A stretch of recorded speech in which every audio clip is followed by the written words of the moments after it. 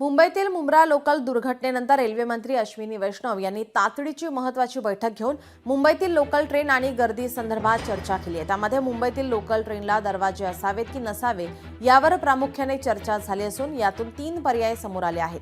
मुंबईत धावणाऱ्या non AC local ट्रेनला ऑटोमॅटिक दरवाजे असावेत की नसावेत याच अनुषंगाने बैठकीत महत्त्वाची चर्चा झाली आहे। रेल्वे मंत्र्यांसोबत आज झालेल्या बैठकीनंतर नव्याने येणारी ही मॉडेल ट्रेन नोव्हेंबर 2025 पर्यंत तयार होणार आहे। त्यासाठी मुंबई लोकल ट्रेनसाठी 3 नवीन डिझाईन बनवण्यात येणार आहेत। या डिझाईन नेमक्या कशा असतील यावर एक नजर टाकूयात ग्राफिक्सच्या माध्यमातून।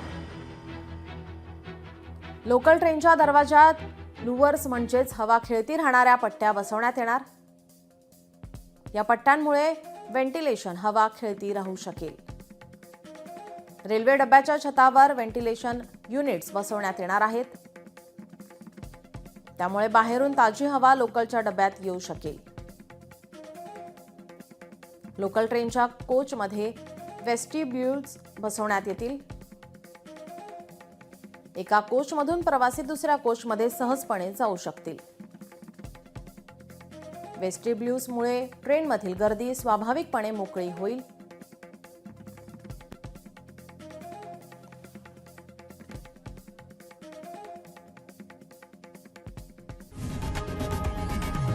लोकशाही मराठी ऐका, पहा, जागरूक रहा।